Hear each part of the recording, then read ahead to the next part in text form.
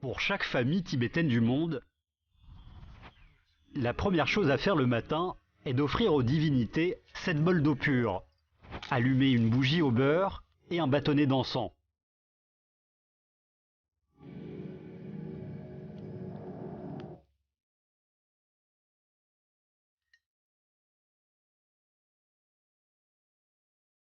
Pour eux, la colonne de fumée qui s'en dégage est une nourriture offerte avec respect aux dieux. L'encens est indispensable au quotidien des Tibétains.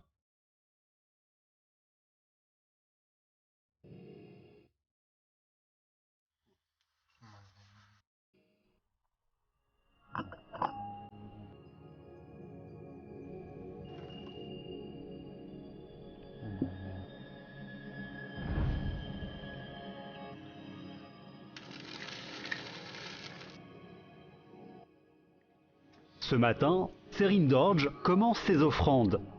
Il offre de l'eau et de l'encens.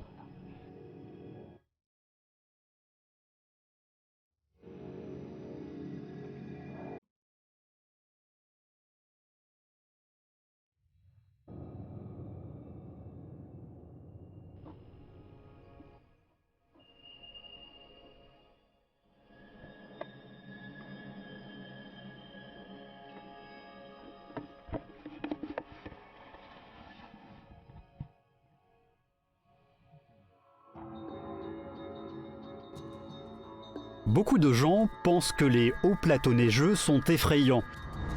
En fait, ce sont les royaumes des plantes. Ici, plus de 1000 plantes médicinales sont les ingrédients pour l'encens.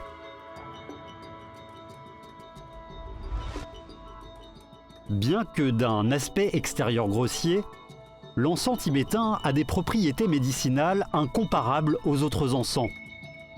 Pour le meilleur des encens, plus de 100 sortes de médicaments et aromates sont combinés. L'encens rassure et protège des maladies.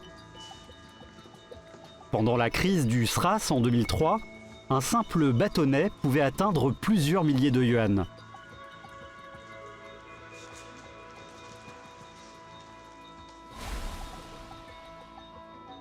Ici, dans les temples, dans les maisons, l'odeur unique de l'encens tibétain est mêlée à celle du thé au lait, des bougies au beurre et de l'herbe des hauts plateaux.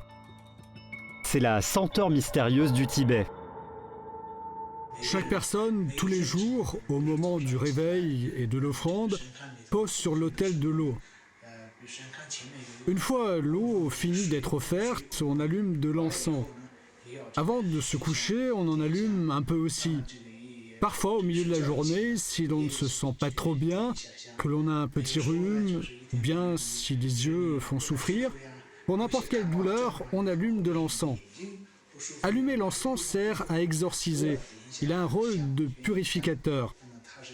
Donc, l'encens a une place très importante dans la vie des Tibétains.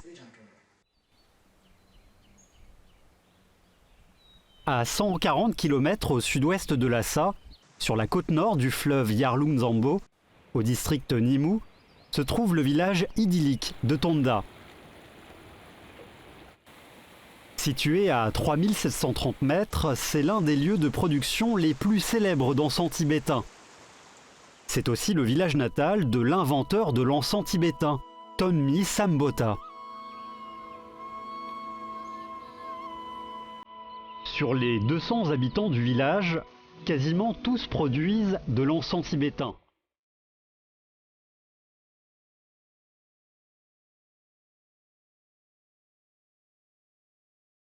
Au Tibet, sa fabrication se partage en deux styles, celui du peuple et celui des moines. L'encens de Nimou est reconnu comme le numéro 1 des encens sacrés du peuple.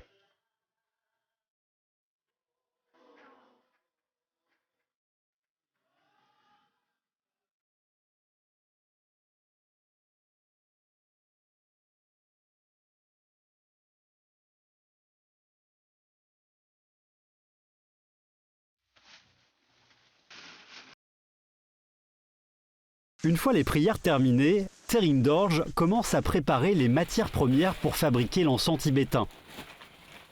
C'est la 7e étape du processus. Sering-Dorje a 36 ans. Il fabrique de l'encens depuis plus de 20 ans. C'est un héritier du style de fabrication du peuple. C'est mon père qui m'a enseigné les techniques manuelles de fabrication. Ici, il y a presque 200 personnes qui travaillent dans le business de l'encens tibétain. Quasiment tout le monde le fabrique directement dans sa maison. À l'autre bout du village, Sonam Norbu et son petit-fils Dawa sortent de l'eau un morceau de bois. C'est le matériel de base de l'encens, un tronc de cyprès. Ils doivent couper des morceaux de 50 cm à partir de ce tronc. Ensuite, ils en enlèvent l'écorce. C'est la première étape du processus.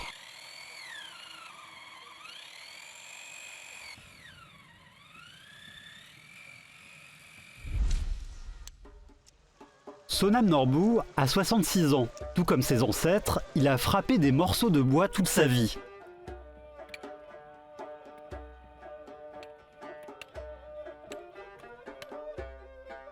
Son petit-fils Dawa a 25 ans. Il a commencé à apprendre les techniques avec son père et son grand-père à l'âge de 13 ans. Il commence la 2e étape. Il creuse un trou dans le morceau sans écorce pour pouvoir y mettre une cale en bois.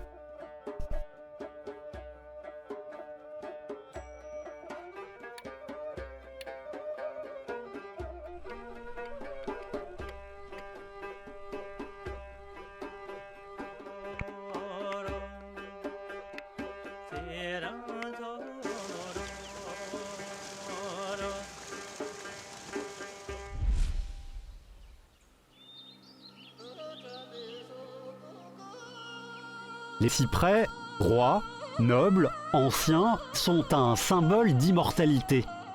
Dans l'esprit des Tibétains, il faut utiliser le plus précieux des bois pour montrer son respect aux dieux. L'altitude de Tonda est trop haute pour que les cyprès grandissent. Le cyprès qu'ils utilisent vient du district de Ningche, à plus de 400 km. Le bois acheté doit être mis dans l'eau afin d'éviter les gerçures.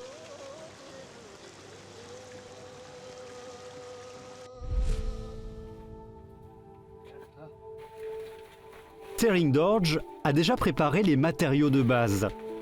Les ingrédients et doses à utiliser sont stockés dans un coin de son cerveau.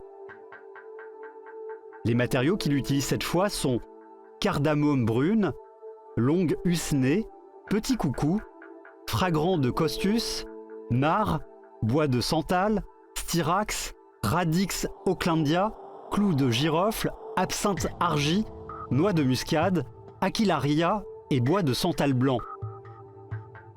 Le produit brut est une brique de cyprès et de boue.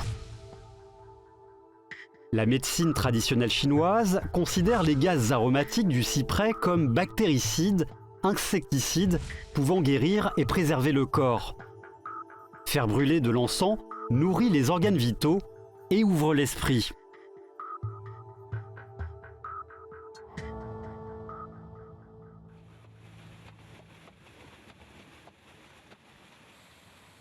Dawa attaque la 3e étape de la fabrication. Il fixe le morceau de bois avec sa cale à une bielle reliée à un moulin à eau. Sous le mouvement du moulin à eau, le bois frotte jour et nuit sur la pierre. Après de nombreux frottements, le morceau de bois s'est transformé en une pâte de cyprès.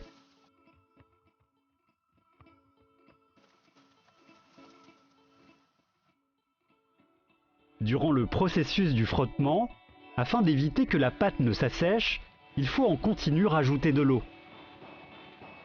La méthode pour le faire est très ingénieuse. Les rainures faites sur un bâton en bois récupèrent les éclaboussures du moulin à eau. L'eau circule dans les rainures et arrose la surface de frottement.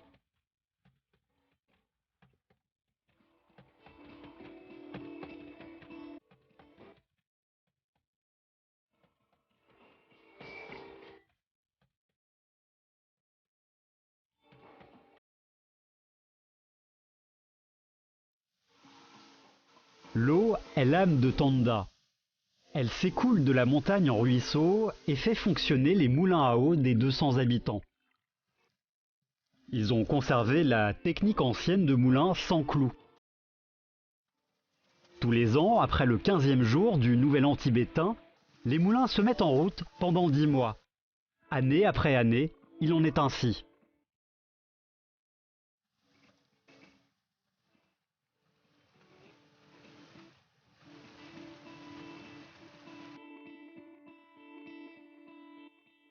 Tsering Dorje en est à la 8e étape, le concassage des ingrédients. Afin de procéder à cette étape, il utilise une pierre de forme sphérique et une bassine en pierre. Durant le travail manuel, il récite des mantras afin de bénir le matériel. La bassine et la sphère en pierre sont des reliques venant de ses ancêtres. Il lui est impossible de dire combien de générations elles ont vues. Il suffit de regarder les empreintes de doigts encastrées dans la pierre pour comprendre.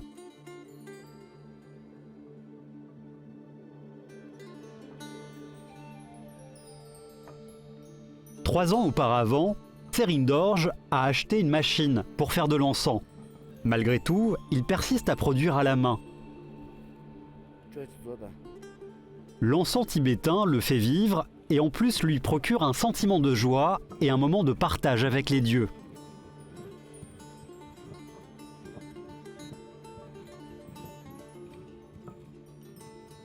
L'industrie se repose plus sur la matière. On obtient un produit plutôt rigide, plutôt raide. Alors qu'avec le travail manuel, on obtient un produit qui a un esprit, une âme à l'intérieur. Pour l'esprit, c'est surtout le savoir que l'on met dedans. La question du savoir, c'est la différence entre les deux. Après plus de 12 heures de mouvements incessants, le morceau de bois est devenu une simple pâte. Dawa commence la 5e étape, la récupération de la pâte. Il la met dans un endroit afin de la faire sécher.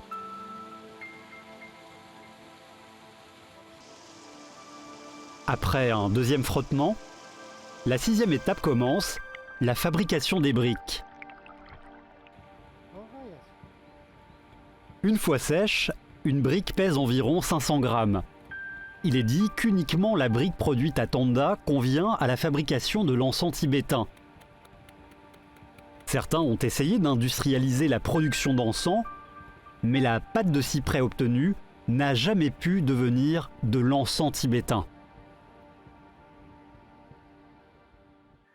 Dans l'encens, si ce n'est pas les briques de Tomni Sambota dont tu te sers, mais autre chose, venant d'une machine ou une autre technique manuelle, dans ton résultat, l'odeur est différente, la combustion est différente. Pour la fumée, le principe veut que quand tu allumes, elle sorte par le haut. S'il n'y a pas de briques, elle sort par le milieu ou par le bas. C'est mystérieux ou même bizarre. Pendant ce temps, Tsering Dorje s'affaire à la 9e étape. Le mélange de la pâte de cyprès avec la mixture des ingrédients médicamenteux.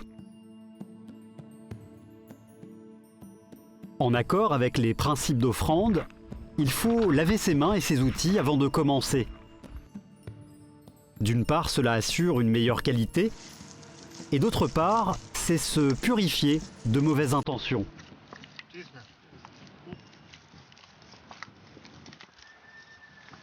Après environ 30 minutes, la pâte de Tsering Dorje s'est assouplie.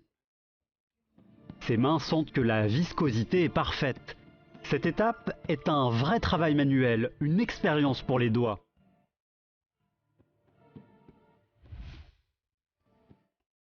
La 10e étape vient ensuite, la mise en forme de l'encens. C'est une étape clé du processus. Il faut que l'encens ait la même épaisseur et la même texture partout. Le petit outil utilisé est une corne de bœuf. D'un côté, une grosse ouverture, de l'autre, une petite. On insère la pâte complète, Puis, on appuie des deux mains pour former de minces lignes. Même si ce geste paraît simple, il nécessite une bonne technique. Au moment de le faire, Sering-Dorje est complètement concentré sur la pâte. Entre ses doigts habiles et forts, la pâte devient une ligne marron.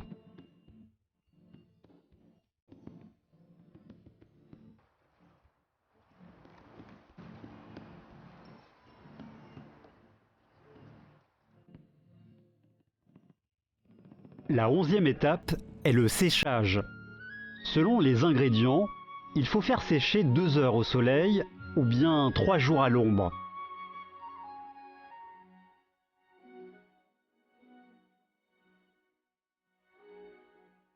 Sous les rayons les plus purs des hauts plateaux, chaque ligne d'encens emmagasine des sentiments. Elles sont destinées au plus grand temple et serviront de réceptacle aux désirs des gens.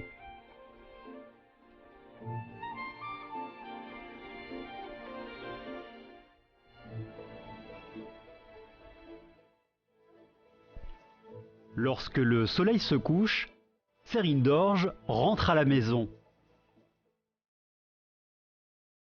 Il peut attaquer la dernière étape, l'arrangement et le fagotage. Comme l'encens sec se brise facilement, Sering-Dorje redouble d'attention. Comme il le dit, il faut être aussi doux qu'avec un bébé. Sering-Dorje regroupe 20 bâtonnets par fagot pour les longs et 25 pour les petits. Il utilise un fil rouge et effectue entre 8 et 12 tours. Chaque fagot nécessite 30 secondes. Le fil rouge des fagots est le signe distinctif de l'encens tibétain. On ne sait pas depuis combien de générations c'est utilisé. C'est la bénédiction des dieux sur l'encens.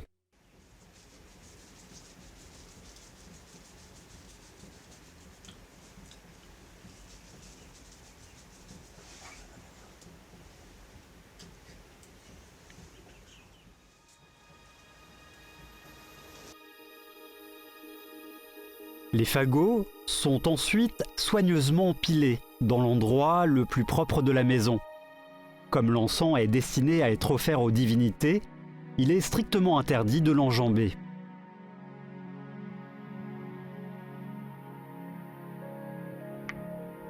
Au village de Tonda, de siècle en siècle, le travail s'effectue ainsi.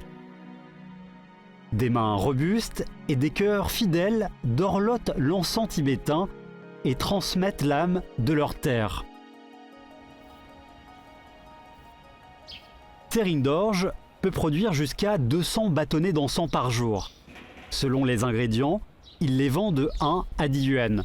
Cela représente un beau salaire quotidien.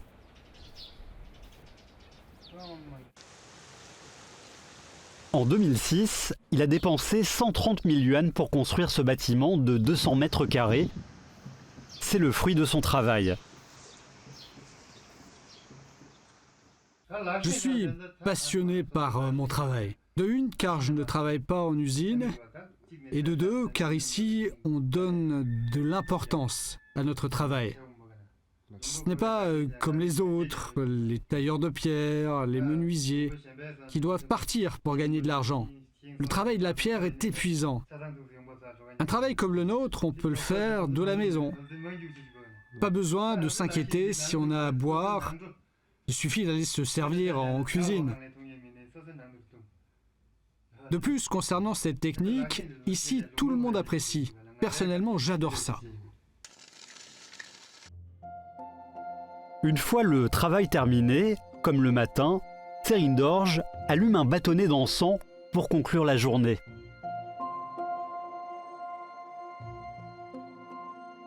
Depuis 1000 ans, pour ces bâtonnets si calmes, les habitants de Tonda vivent avec le son des moulins à eau et respirent l'odeur du cyprès.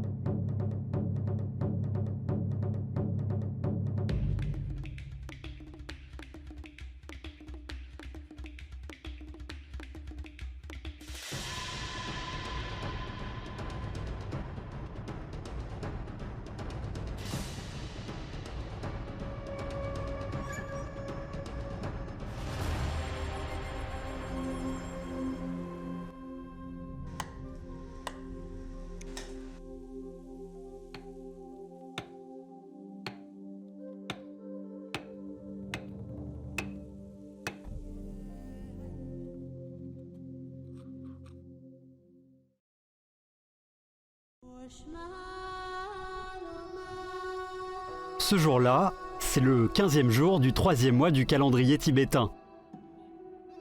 Les 15 du mois sont consacrés à la montagne. Les Tibétains pensent que chaque montagne abrite un dieu protecteur. Ils marchent en cercle.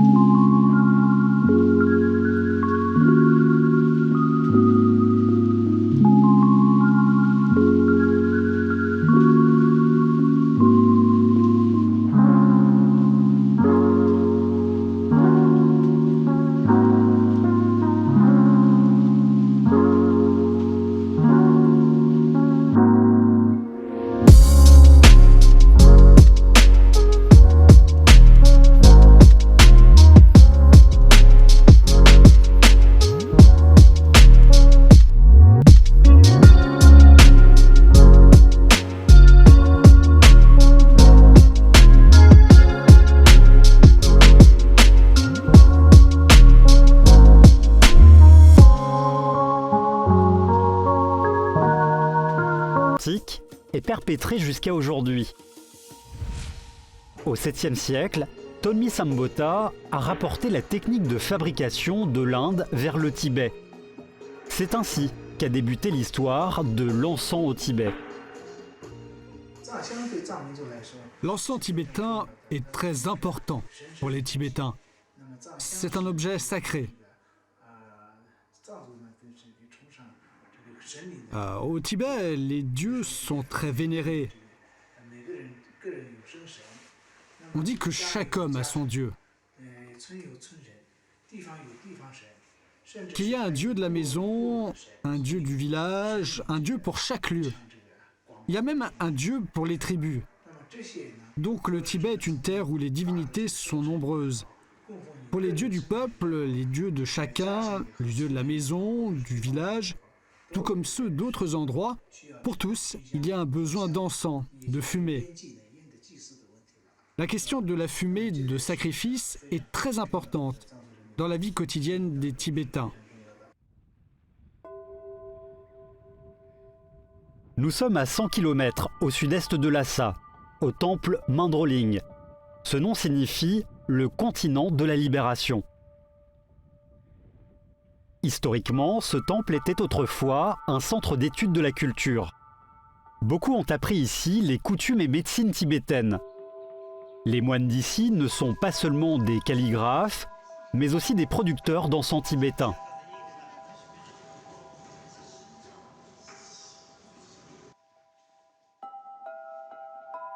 Voici la plus ancienne recette secrète d'encens tibétain. Elle a plus de 300 ans. En 1670, le créateur du temple Mandroling, le roi Dedang Lingpa, s'est réincarné en Tathagata. En s'appuyant sur sa connaissance de la médecine tibétaine et l'astronomie, il a ajouté à la recette traditionnelle de l'essence de santal blanc, de santal rouge, de clous de girofle, de musc et d'autres produits. Plus de 30 médicaments précieux sont devenus le plus rare des encens tibétains, le trésor du Tibet. On en utilise à la maison et au temple. Mais dans les temples, comme il y a plusieurs dieux, on n'utilise pas toujours le même. On se sert surtout du très bon. Cet encens, on l'appelle Renchen Namkar. Renchen Namkar, si on le traduit en chinois, ça veut dire un objet de grande valeur, tels que l'or, l'argent, le cuivre, la turquoise, le corail et les perles. Il y a aussi dedans un genre de médicament qu'on appelle sangpodro. Cela signifie qu'à l'intérieur, il y a 6 sortes d'ingrédients qui valent cher mais qui sont bons. Dans le bouddhisme, si on souhaite utiliser du bon encens, on se tourne vers ça. Dans le passé, l'encens de Mandroling était utilisé au potala et pour le kashag. C'était aussi l'encens utilisé par les dignitaires du Tibet. Autrefois, quand il y avait un roi, une personne importante, un héros, des moines supérieurs ou un Bouddha vivant, au moment de l'accueil ou bien au départ, il fallait brûler de l'encens. De nos jours, les moines continuent à produire de l'encens indispensable aux cérémonies. Avant de le fabriquer, ils bénissent les matériaux de base de l'encens. Ce genre de cérémonie vient de pratiques traditionnelles millénaires de la médecine tibétaine. Tous les ans, au 7e jour du 6e mois, les pharmaciens locaux pratiquent un rituel bouddhiste. Ils placent les médicaments sur un autel et ensuite, accompagnés de moines, ils chantent et prient pendant 7 jours et 7 nuits. Au Tibet, la cérémonie de bénédiction sert à ajouter une divinité à un être animé. Selon la pratique de leurs ancêtres, tous les ingrédients médicamenteux cueillis afin d'être traités doivent recevoir la cérémonie de bénédiction. C'est pour les médicaments tibétains un processus unique, appelé cérémonie Moenjub. Chaque médicament a son propre type d'ingrédients. Les Tibétains préfèrent utiliser les produits ayant été bénis, car ils pensent que ces produits ont une force divine en eux. Durant la cérémonie, on peut voir un fil coloré qui se nomme en tibétain Sumta. D'un côté de ce fil, il y a les moines, de l'autre les ingrédients de base de l'encens. Ces fils, à travers la cérémonie de bénédiction, renforcent les mantras et améliorent l'effet thérapeutique des médicaments.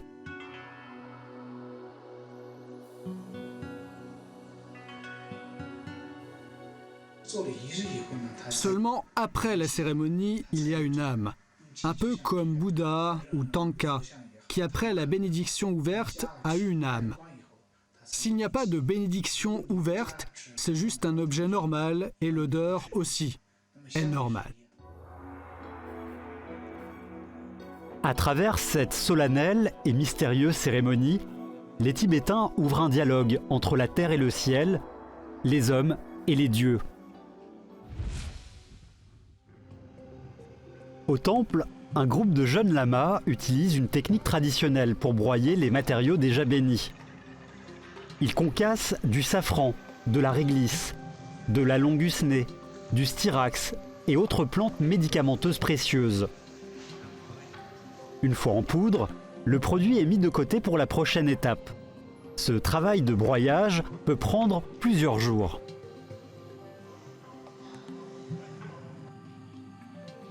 Dans le passé, tout le travail sur l'encens était réalisé par les mains d'un lama. Désormais, pour l'empaquetage, des villageois du coin viennent le faire. Le temple reverse une contribution à ces villageois pour leur aide. Même si le salaire n'est pas élevé, travailler pour le temple est un prestige qui les rend heureux.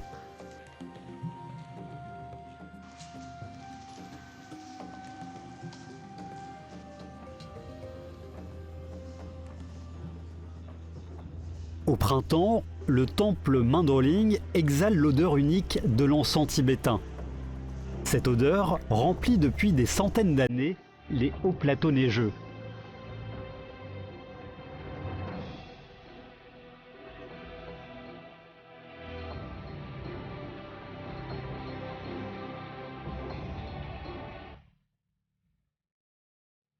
Les ancêtres disaient que l'odorat est lié au yang. L'encens est donc par nature lié au plaisir, à la conservation et à la santé. Selon eux, l'encens n'est pas juste un objet de cérémonie, mais c'est un produit avec un réel impact sur la santé.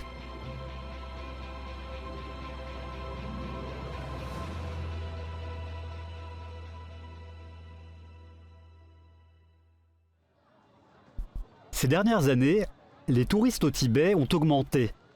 Les vendeurs d'encens ont aussi augmenté et les producteurs traditionnels n'arrivent plus à fournir le marché. De plus en plus de producteurs se servent donc de machines parallèlement à leur production manuelle. Voici le district d'Adze de Lhasa. Les ouvriers sont à l'ouvrage pour l'une des dernières étapes de la fabrication de l'encens. Celui qui a ouvert cette usine se nomme Lungrig Gyatso. C'est un descendant de la célèbre famille Yulksa. C'est aussi la 9e génération de fabricants d'encens. Sa famille est ici depuis plus de 300 ans.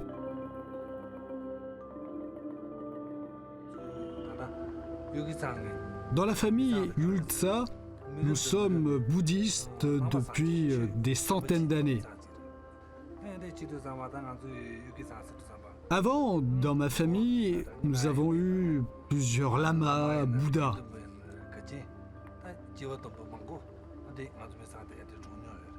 J'ai aussi voulu être moine. Mais au final, je n'y suis pas allé. Bien qu'étant un être normal, j'aspire à faire des bonnes œuvres pour la société et pour moi.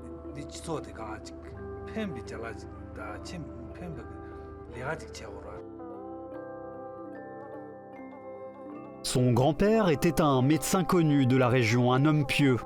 Il travaillait souvent dans les autres villages et en même temps produisait manuellement de l'encens tibétain. Il lui disait que l'encens n'était pas qu'un objet de rite, mais aussi un médicament indispensable à la médecine tibétaine. Faire de l'encens, c'est honorer Bouddha et avoir un mérite infini. Lungrig Gyatso a accompagné son grand-père jusqu'à l'âge adulte. Il l'a vu réaliser seul son encens. Il a retenu attentivement toutes les listes d'ingrédients qu'il utilisait. Il a encore toutes les odeurs dans sa mémoire.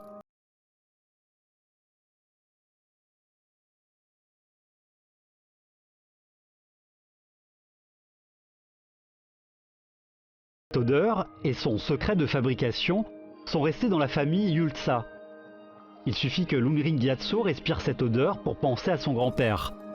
Pour lui, fabriquer de l'encens, c'est de la technique, mais c'est surtout se remémorer ses ancêtres.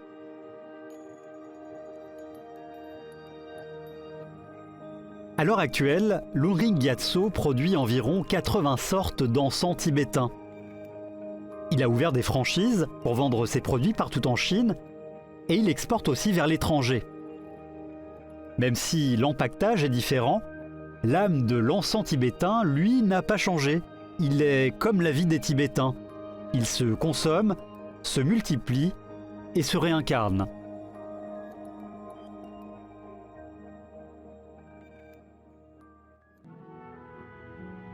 L'encens tibétain existe depuis plus de 1300 ans.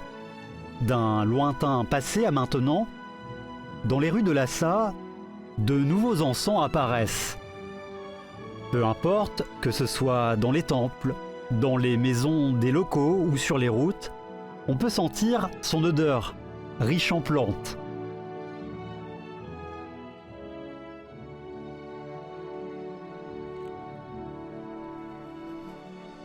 Dans le cœur des Tibétains, l'encens relie la terre et le ciel. Il suffit que les croyances ne s'éteignent pas et l'encens tibétain gardera son secret. Dans ce lieu si mystérieux, les fumées continuent de flotter, transportant avec elles les vœux et rêves des hommes. Les dieux, en retour, bénissent les hommes et gardent cette terre pure.